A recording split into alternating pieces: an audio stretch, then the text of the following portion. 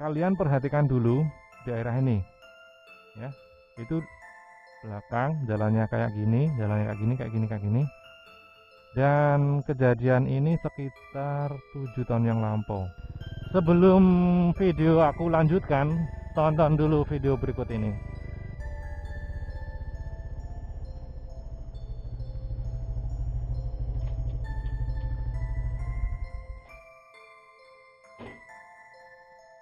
Sampai deh. Nah, di sini aku dulu pernah ya. Ini rumah ini sebenarnya nggak angker. Cuman mungkin waktu itu kedatangan tamu aja itu kan. Dan tamu ketika ada montir benerin kendaraan di sini, aku berdua sama dia, terus tiba-tiba terasa tebal aja nih punggung nih.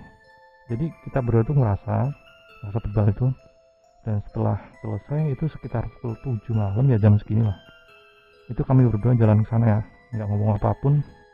Setelah sampai di jalan utama sana itu, aku tanya sama dia, kamu ngerasain sesuatu nggak? Kan dia ngerasain. Dan ternyata kami berdua tuh merasakan hal yang sama, yaitu mungkin terasa tebel. Oke, kalian udah nonton. Sekarang aku akan bercerita. Jadi pada sekitar 7 tahun yang lampau itu kendaraan yang aku pakai ini pernah lewat daerah sini, ya kan? Dan tanpa sepengetahuanku mungkin ini ada yang ikut. Beberapa hari kemudian mengalami masalah, akhirnya aku mengundang montir ya untuk memperbaiki. Itu memang kendaraan dipakai orang lain waktu itu ya, cuman berhubung sesuatu lain hal, akhirnya aku sendiri yang harus menunggui montir untuk memperbaiki kendaraan tersebut. Dan itu dikerjakan sekitar pukul berapa aja, di jam 5 sore sampai habis maghrib lah pokoknya. Kendaraan tersebut kan lewat jalan-jalan ini cuy, kalian bayangin aja ini kalau malam hari gimana. Nggak ada orang, nggak ada rumah, nggak ada orang. Tapi sekarang di depan sana itu udah ada ini apa namanya, kandang ayam, jadi nggak terlalu sepi banget. Nah aku akan ke kiri ya, turun bawah kiri sana.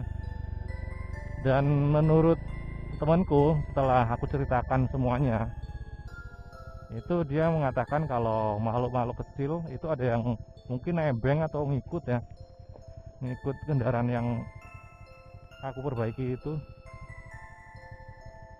Nah itu yang namanya blondon tuh kayak gitu, ngangkut-ngangkut kayu. Ya kalaupun dirasa serem sebenarnya juga enggak itu kan. Cuman waktu itu memang aku agak kaget. Loh, jalannya mana ya? Kalau dirasa serem sih ya agak-agak serem gimana ya. Itu kan waktu itu aku tiba-tiba aja ngerasa tebel banget gitu ya. Punggung aku tuh terasa tebel dan pokoknya digerak-gerakin tuh beda lah pokoknya. Aku agak diem waktu itu. Agak diem terus setelah selesai sekitar 10 menit terakhir itu aku ajak ini temanku yang montir itu untuk jalan menuju arah yang lebih ramai. Tapi waktu itu aku masih aku tahan-tahan ya, nggak langsung ngomong gitu kan.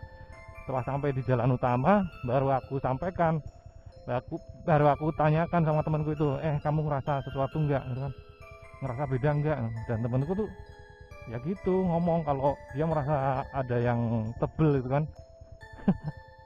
Ada yang tebel. Oh iya berarti kita berdua merasa. Nah sejak saat itu mungkin aku agak berpikir-pikir tuh, ini kenapa gitu kan.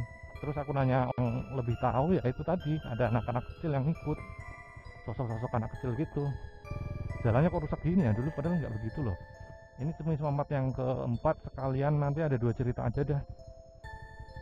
Ini sebenarnya aku bisa kenceng tapi apa namanya, biar kalian lebih tahu ya jalan yang aku lewati ini kayak gini.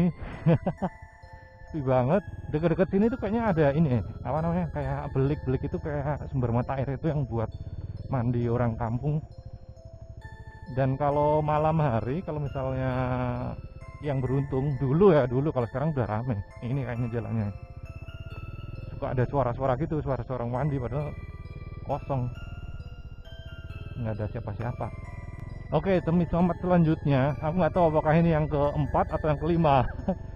Jadi sekitar 15 tahun yang lalu ya antara 2005 sampai 2010 deh. Waktu itu aku masih di Jakarta juga. Dan kejadian ini menimpa sama temenku. Jadi dia itu boleh dikatakan sebagai teman kecil ya, teman kecil ketika aku waktu masih kecil kan suka sepedaan ya, sepedaan putar-putar gitu. Setelah dia dewasa tahun 2005 sampai 2010 itu dia ada pekerjaan itu harus nyopiri ya, menjadi driver, menjadi jasa driver untuk mengantarkan orang atau rombongan. Dan aku nggak tahu itu apakah pulangnya dari tujuannya, apakah dia akan berangkat gitu kan, akan berangkat kerja. Pokoknya di daerah-daerah sini lah. Waktu itu dia nyupiri apa ya, mobil carry kalau nggak salah, yang kecil itu kan. Nah ketika dia jalan itu mungkin waktu itu dia blank atau gimana gitu ya, ngelamun atau kurang doa atau berangkatnya nggak berdoa dulu, nggak ada yang tahu kan. Tiba-tiba aja mobil itu waktu melewati kuburan di depan sana itu tiba-tiba mak jegrek gitu kan, grek gitu aja lah pokoknya. Dan tiba-tiba udah gelap karena emang waktu itu memang malam hari ya, jadi kok mobil nggak bisa dijalanin maju, sementara mesin udah merong-raung gitu kan. Pas dia keluar itu tahu-tahu dia udah berada di tengah makam cuy, dan makamnya ini udah nggak terlalu jauh, mungkin dia lewat dari sini nih. Nah dari sini terus belok ke kiri, belok kiri ya, ini kayak reka ulang aja. Nah sampai sini dia mungkin masuk portal dimensi lain, tiba-tiba aja itu suara gerak itu kan, mobilnya bersuara dan dia udah berada di tengah makam sana itu. Otomatis kaget dong semua yang ada di mobil tersebut, atau dia sendirian nggak tahu ya. Pokoknya besoknya itu mobilnya langsung diangkat warga sekitar lah pokoknya. Makanya buat kalian yang pengen bepergian gitu kan, apalagi malam hari melewati tempat-tempat yang mungkin sakral, angker atau dikeramatkan, ya lebih diperbanyak lagi doanya daripada ya kan. Repotnya kan sekarang banyak sekali loh portal-portal dimensi yang terbuka loh, nggak cuma tadi itu.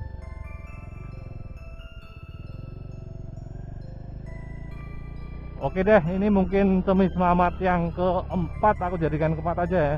Jadi Semis Mamat yang keempat itu ada dua kejadian lah buat ini apa namanya, buat konten video kali ini. Dan mungkin tujuanku udah nggak terlalu jauh, aku tutup video ini. Kita akan bertemu pada video selanjutnya. Sampai bertemu ada Semis Mamat selanjutnya juga. Oke? Iya.